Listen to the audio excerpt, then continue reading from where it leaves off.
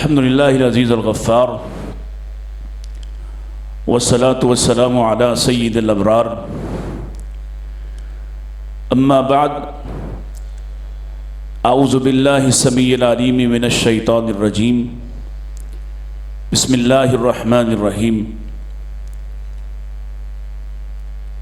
وما ارسلناک الا کافۃ للناس بشیرا ونذیرا ولكن أكثر الناس لا يعلمون قال النبي صلى الله عليه وسلم أنا قائد المرسلين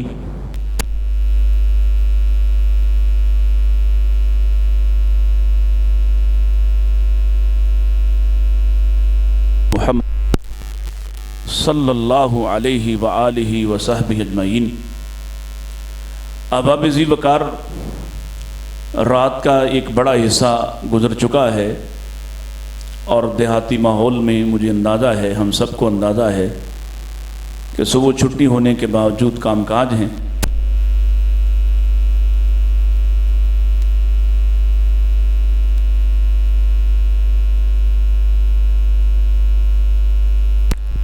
ختم نبوت کے حوالہ سے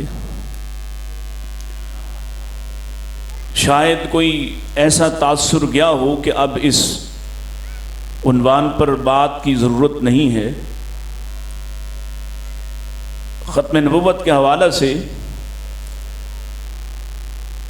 نت نئے فتنے مارکیٹ کے اندر موجود ہیں،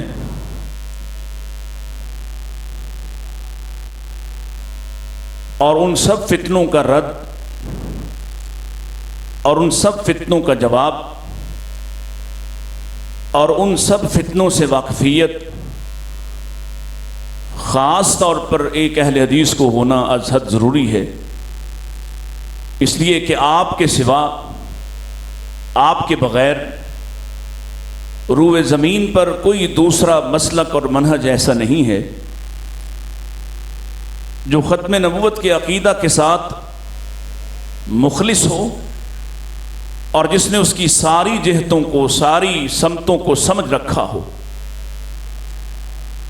محترم شاہ صاحب تشریف فرما ہیں، تفصیل کی اجازت ہے نہ ضرورت۔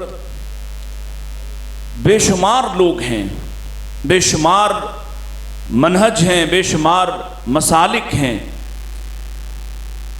جو دعویٰ تو آپ ہی کی طرح کریں گے، بلکہ اس وقت اگر میں یہ کہوں اور کہنے کی جسارت کر سکوں کہ عقیدہ ختم نبوت پر چندہ خوری بھی بہت زیادہ ہوتی ہے، منڈی بھی لگائی جاتی ہے، اور اپنے ہی بزرگوں کی نام نہاد خدمات کو گنوایا بھی جاتا ہے، لیکن در حقیقت مکمل شعور کے ساتھ یہ بات عرض کر رہا ہوں کہ اہل حدیث کے سوا، آپ کے مسلک کے سوا، آپ کے منہج کے سوا کوئی اس عقیدے سے صحیح طور پر نہ بہرہ ور ہے اور نہ مخلص ہے۔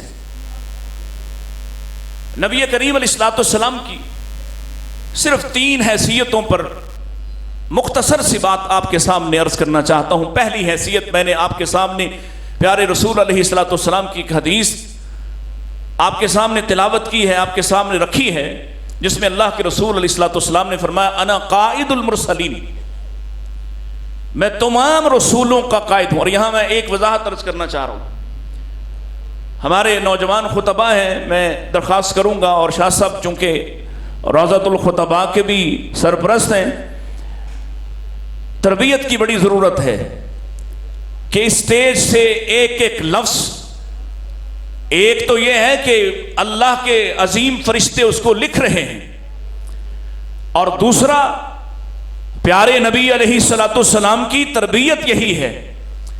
آقا علیہ السلام کے سامنے ایک شخص نے آپ کو خیر البریہ کہا، آپ کا نام خیر البریہ رکھا کہ ساری کائنات کے جتنے بھی جاندار ہیں اور جتنے بھی زیرو ہیں، سب سے بہتر اللہ کے رسول علیہ السلام نے منع فرمایا، اور فرمایا مجھے یہ نہ کہنا، اس لیے کہ یہ تو سیدنا ابراہیم کا اعزاز ہے۔ جہاں جو اعزاز جس نبی کا ہے، جو رتبہ جس نبی کا ہے، جو لقب جس نبی کا ہے، یہاں اس اسٹیج پر خطیب الانبیاء رسول اللہ صلی اللہ علیہ وسلم کو کہا گیا۔ بڑی معذرت کے ساتھ اپنی اپنی تربیت کیجئے اور اپنے بڑوں سے پوچھئے، سیکھیے، جانیے، بیان کیجئے، لیکن ایک ایک لفظ پر غور کرنے کے بعد 10 مرتبہ خود اس پر غور کرنے کے بعد پھر عوام الناس تک پہنچائیے، اس لیے کہ آپ کا کہا ہوا ایک ایک لفظ جب آپ یہ کہتے ہیں کہ آپ کا مسلک و منہج کیا ہے، یا اللہ کا قرآن یا رسول اللہ صلی اللہ علیہ وسلم کا فرمان، تو پھر ایک لفظ بھی اپنی مرضی سے کہنے کی اجازت نہیں ہے۔ پیارے نبی علیہ الصلوۃ والسلام نے ارشاد فرمایا، میں تمام رسولوں کا قائد ہوں۔ میں عرض یہ کرنا چاہتا ہوں، اور مرکزی جمعیت اہل حدیث کا حصہ اور مرکزی جمعیت اہل حدیث کی قیادت پر اعتماد کرنے والا ایک کارکن ہو کر بھی غیر مشروط اطاعت، غیر مشروط محبت، غیر مشروط عقیدت صرف اور صرف رسول اللہ صلی اللہ علیہ وسلم کا حق ہے۔ جب آپ اس بات کو خود مانیں گے اور آپ اللہ کے رسول علیہ الصلوۃ والسلام، لوگوں نے کیا کیا ہے، کسی نے امام اعظم بنا لیا، لاکھ سمجھاؤ کہ نبی پاک علیہ الصلوۃ والسلام کی امامت کے ہوتے ہوئے کوئی دوسرا امام اعظم ہو نہیں سکتا، بات سمجھ نہیں آتی۔ یہ آپ کا حق ہے کہ غیر مشروط اطاعت، غیر مشروط محبت، غیر مشروط عقیدت صرف اور صرف رسول اللہ صلی اللہ علیہ وسلم کو ہو۔ آپ کا حق ہے، آپ سے بڑا اس کائنات میں اللہ نے کوئی قائد نہیں بنایا، اور آپ نے اپنے بارے میں خود نام ایک ارشاد فرمایا انا الحاشر، اللہ نے مجھے حاشر بنایا ہے، میں حاشر ہوں۔ کون ہوتا ہے حاشر؟ الذی یحشر الناس علی قدمی یوم القیامہ، قیامت کا دن ہوگا اور کائنات کے تمام انسان، اور جب ناس کی بات کی جا رہی ہے، ناس کہا جا رہا ہے، تو اس میں عام اور خاص سب کے سب شامل ہیں۔ فرمایا سب کے سب میرے قدموں پر جمع کیے جائیں گے۔ اور دوسری حدیث اس کو معاون ہے، جس میں اللہ کے رسول نے اپنے مقام اور مرتبے کے بارے میں ارشاد فرمایا کہ اللہ کے بعد سب سے بلند مقام محمود اللہ مجھے عطا فرمائے گا، کوئی آپ سے بلند نہیں ہوگا، آپ کے ہوتے ہوئے کوئی امامت نہیں کروا سکتا، اور آپ کے ہوتے ہوئے، آپ کی محبت کے ہوتے ہوئے، آپ کی اطاعت کے ہوتے ہوئے، آپ کی عقیدت کے ہوتے ہوئے، اور آپ کی عقیدت کب تک ہے؟ جب تک قیامت نہیں آ جاتی۔ آپ کی اطاعت اور اطاعت کا تقاضا کب تک ہے؟ جب تک قیامت نہیں آ جاتی۔ آپ کی عقیدت اور محبت کے ہوتے ہوئے اور آپ کی غیر مشروط اطاعت کے ہوتے ہوئے کسی دوسرے کو وہ حیثیت دینا، میں جو قادیانیوں کے بارے ہو چکا سو ہو چکا، ان کا فتنہ واضح ہے، اگرچہ وہ آج بھی موجود، اور آج بھی اسی ہتھ کنڈوں سے جن باتوں پر پابندی لگی کہ یہ اپنا کوئی یہاں پر لٹریچر نہیں چھاپ سکیں گے، وہ چھاپ رہے ہیں، بلکہ قرآن کے اندر تحریف کر کے چھاپ رہے ہیں، اور اس کو روکا نہیں جا رہا۔ ہماری جماعت، ہمارے اکابر، ہمارے شاہ صاحب اور دیگر قائدین مسلسل اس فتنے کی طرف توجہ مرکوز کیے ہوئے، اس کے باوجود پاکستان کے اندر ایسے سہولت کار موجود ہیں جو ان کا یہ ناطقہ بند کرنے والی کیفیت نہیں کر رہے۔ اسی طرح سے وہ کسی عبادت خانے کو مسجد نہیں کہہ سکتے، لیکن آج بھی مسجدیں بنا رہے اور مسجدیں کہہ رہے ہیں۔ اس سب کے باوجود ان کے علاوہ جن لوگوں نے رسول اللہ صلی اللہ علیہ وسلم کی قیادت پر ڈاکہ ڈالنے کی کوشش کی، ان کو بھی پہچانیے اور ان کے بارے میں بھی اسی طرح کا طرز عمل اختیار کیجئے، دعوت ضرور دیں لیکن ان کے فتنے سے واقفیت کے ساتھ۔ اور دوسری حیثیت آپ صلی اللہ علیہ وسلم کی، آپ اللہ کی طرف سے مطاع بنا کر بھیجے گئے ہیں، آپ مطاع ہیں، اور آپ اللہ کی طرف سے قرآن مجید کے ذریعے سے، آپ کے اوپر نازل ہونے والی حدیث کے ذریعے سے، ہاں میں نے جان بوجھ کر کہا کہ آپ پر نازل ہونے والی حدیث کے ذریعے سے، اس لیے کہ یہ بات بھی آپ کو معلوم ہونا چاہیے نبی کریم علیہ السلام آپ کا قول، آپ کا فعل، آپ کا عمل، حتیٰ کہ آپ کی خاموشی، آپ کی تقریر، یہ حدیث کہلاتی ہے۔ لیکن یہ ساری کیفیات وہی ہیں جو عرش والا آپ پر نازل کرتا ہے، آپ پر اتارتا ہے۔ کسی بات کے بارے میں آپ اپنی مرضی سے چپ نہیں رہتے، بلکہ اللہ کے حکم اور اشارے پر چپ رہے تھے۔ کسی بات کو کہا، کسی بات پر عمل کیا، تو اللہ کے رسول علیہ السلام وہ جو آپ قرآن مجید علماء سے بار بار سنتے ہیں وَمَا يَنْتِقُ عَنِ الْهَوَىٰ إِنْ هُوَ إِلَّا وَحْيٌ يُوحَىٰ، اس حوالے سے آپ خاموش رہے تو آپ کی حدیث پہ آپ پر نازل کی گئی۔ خود آپ نے اپنی زبان نبوت سے ارشاد فرمایا کہ مجھے قرآن تو دیا ہی دیا گیا ہے، ساتھ مجھے اس کی مثل یعنی حدیث بھی عطا کی گئی ہے۔ حدیث اس حیثیت کو بھی سمجھیے، اور ہم آپ سے دین لیں گے، آپ کے سوا کسی دوسرے سے نہیں لے سکتے۔ اگر دین کا ایک حرف بھی غیر نبی سے لیا جائے، کسی دوسرے کی طرف اس کو منسوب کیا جائے اور سینہ بسینہ کی روایتیں جاری کی جائیں، بہت پرانی بات ہے۔ مولوی فضل حق کا ایک واقعہ مجھے یاد آتا ہے۔ وہ بابا اردو کہلائے جاتے ہیں، اپنی سوانے میں وہ خود لکھتے ہیں، عبدالحق جزاکم اللہ، اپنی سوانے حیات میں لکھا، ایک ہندو استاد کے ساتھ کچھ دن کا مکالمہ جاری رہا۔ ابھی چھوٹے بچے تھے، چھوٹی سی کلاس میں پڑھتے تھے، غالباً 6 7ویں کی بات ہے۔ تو ہندو استاذ نے یا سکھ استاذ نے بار بار ان سے سوال کیا کہ یہ تصوف کہاں سے آیا ہے تمہارے دین کے ساتھ؟ تمہارا دین تو ایک طرف یہ کہتا ہے کہ منزل من اللہ ہے، اور دوسری طرف یہ تصوف کا بھی سلسلہ چلتا ہے، یہ کہاں سے آئی، یہ طریقت کہاں سے آئی؟ تو حضرت عبدالحق صاحب فرماتے ہیں میں نے اپنے استاذ کے اس سے پوچھا، اپنے مولوی صاحب سے پوچھا، مولوی صاحب نے مجھے کہا جا کے جواب دینا، کچھ باتیں ایسی ہیں جو سینہ بسینہ چلتی آ رہی ہیں، اور سینہ بسینہ چلنے والی روایات جو ہیں وہ تصوف ہے۔ جا کر کہہ دیا، اور جب کہا تو کہتے ہیں اس سکھ کی آنکھوں میں آنسو آ گئے، اور اس نے کہا اے اپنا مسلک ثابت کرنے کے لیے اپنے نبی پر جھوٹ کہتے ہو؟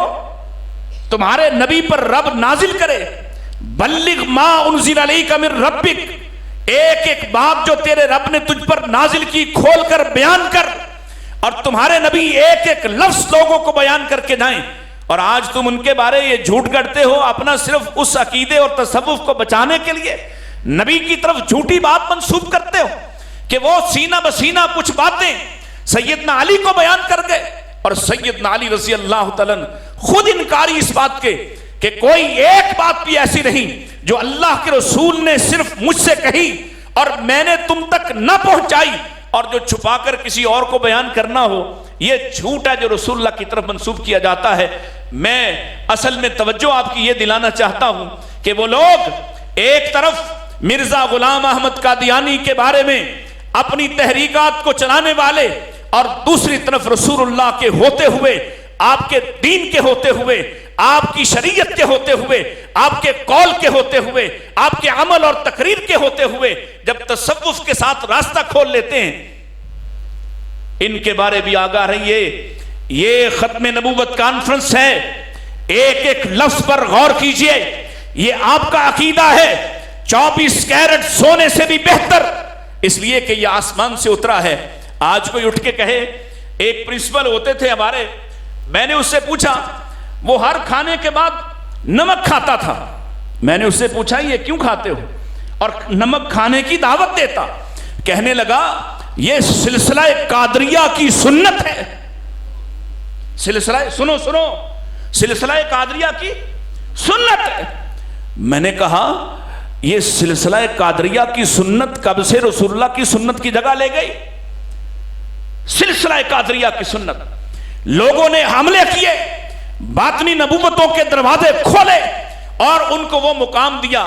آپ روتے ہیں رافضی کو، جو اب کھل کر سامنے آیا، وہ بل جو میری جماعت نے پاس کروایا، اس کے بعد بل بلا اٹھے، لاہور میں کہنے لگے ہم تو خلافت کو مانتے ہی نہیں، ہم تو عقیدہ خلافت کے حامل ہی نہیں، ہم کیوں مان لیں، ہم تو عقیدہ امامت کے ماننے والے ہیں، اور امامت یہ ہے کہ کہ اسی طرح امام معصوم ہوتا ہے جس طرح نبی معصوم ہوتا ہے.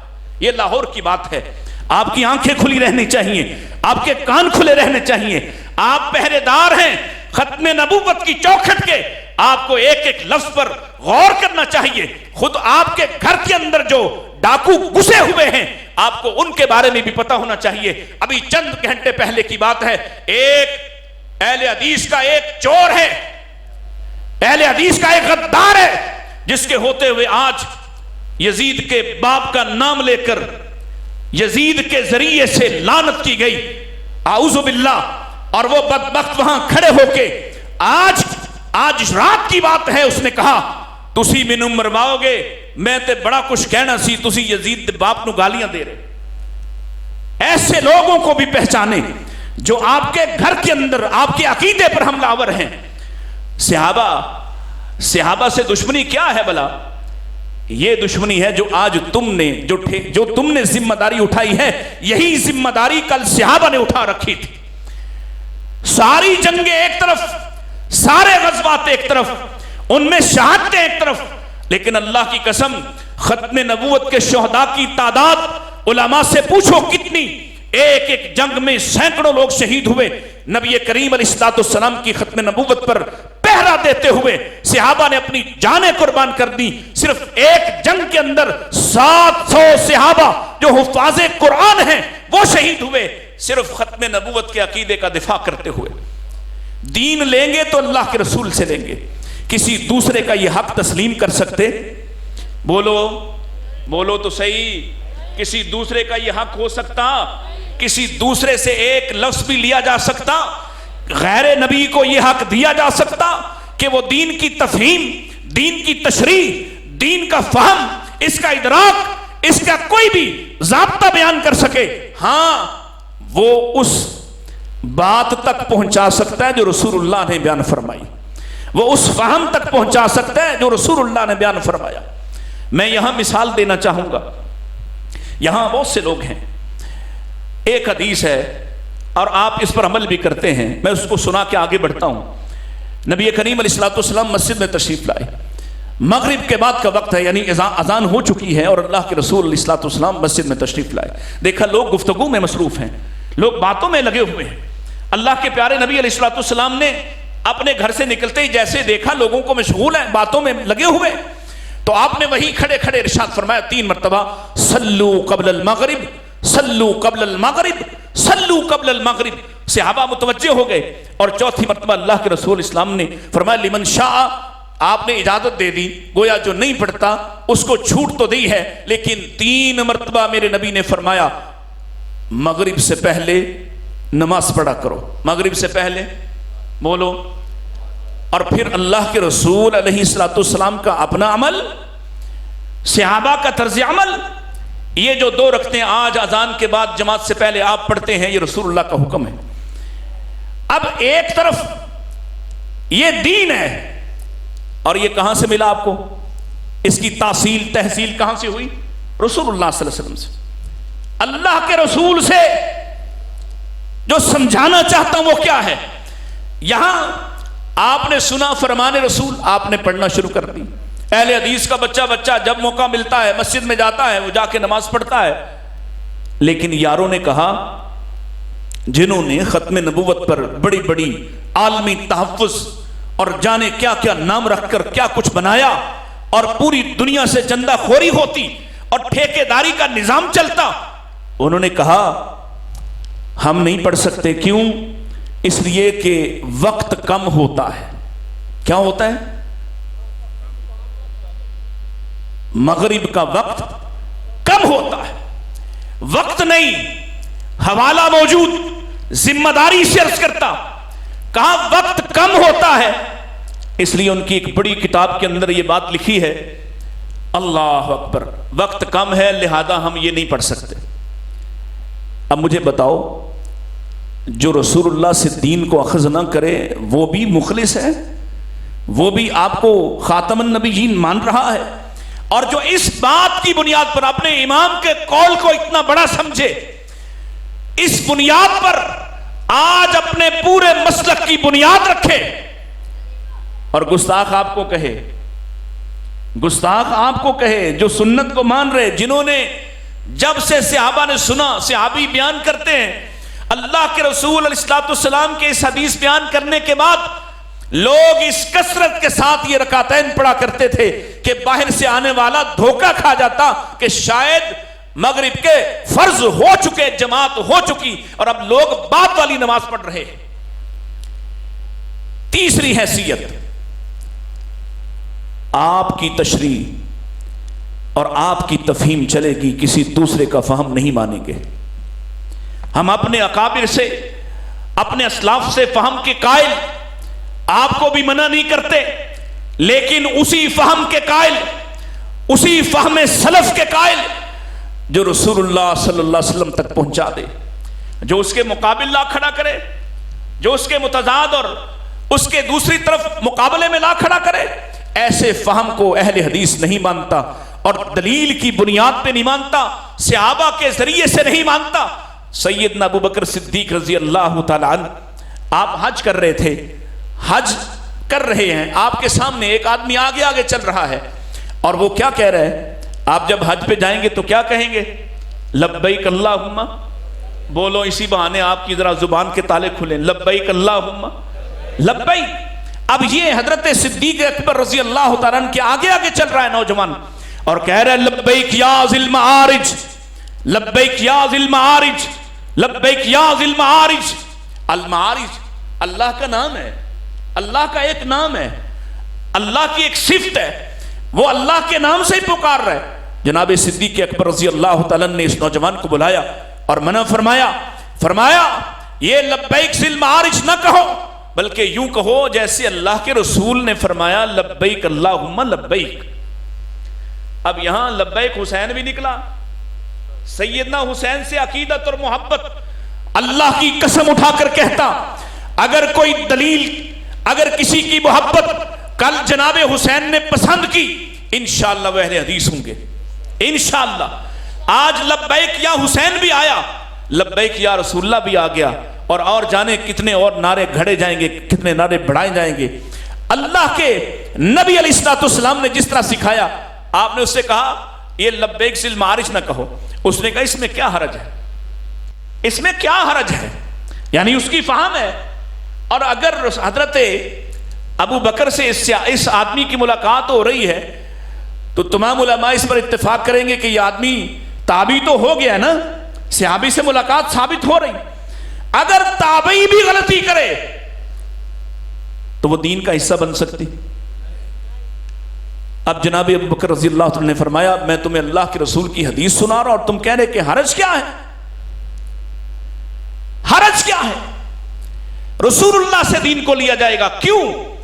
آپ کی تشریح اور آپ کی تفہیم کو لیا جائے گا، کیوں؟ کیونکہ اللہ نے آپ کو یہ حیثیت عطا فرمائی وَأَنزَلْنَا إِلَيْكَ الذِّكْرَ لِتُبَيِّنَ لِلنَّاسِ مَا نُزِّلَ إِلَيْهِمْ۔ اے میرے حبیب، ہم نے آپ پر یہ ذکر اس لیے اتارا ہے تاکہ آپ ہی اس کو کھول کر بیان کر دیں جو آپ کی طرف اتارا گیا ہے، جو ان کی طرف پیغام آیا ہے۔ اور دوسری جگہ فرمایا جہاں آپ سے یہ کہا ہے کہ آپ اپنی زبان کو یاد کرنے کے لیے، قرآن کو پڑھنے کے لیے تیزی مت کریں، لا تحرک بہ لسانک لتعجل بہ ان علینا جمعہ وقرآنہ۔ اس کو جمع بھی ہم کریں گے، آپ کی زبان سے اس کا اظہار کروانا بھی ہماری ذمہ داری، آپ یاد کرنے کی کوشش مت کریں۔ وہی انہی آیات میں فرمایا ثم ان علینا بیانہ۔ اور میں ایک بات کہہ کے اپنی بات کو ختم کر رہا کہ اللہ نے فرمایا اے حبیب قرآن کیا کرنے آیا ہے، کیا لے کر آیا ہے، کیا پیغام ہے، اس کا بیان بھی ہم آپ پر اتاریں گے، ہم آپ کو سکھائیں گے۔ گویا اس دین میں اللہ کے رسول کی اپنی خواہشات بھی شامل، یہ وہ ہے جو آسمان سے اترا ہے، اور اس کی چوکیداری اور اس کی پہرےداری کل ہمارے اسلاف کیا کرتے تھے، اور آج اللہ کے فضل و کرم سے شاہ صاحب اور دیگر اکابر قائدین کی موجودگی میں اہل حدیث علماء کر رہے ہیں، اور انشاءاللہ ہمارے بعد ہماری نسلیں کریں گی۔ یہی دین ہے جس کی حفاظت آپ کے ذمے ہے، جس پر پہرا دینا آپ کی ذمہ داری ہے۔ وآخر دعوانا ان الحمد للہ رب العالمین۔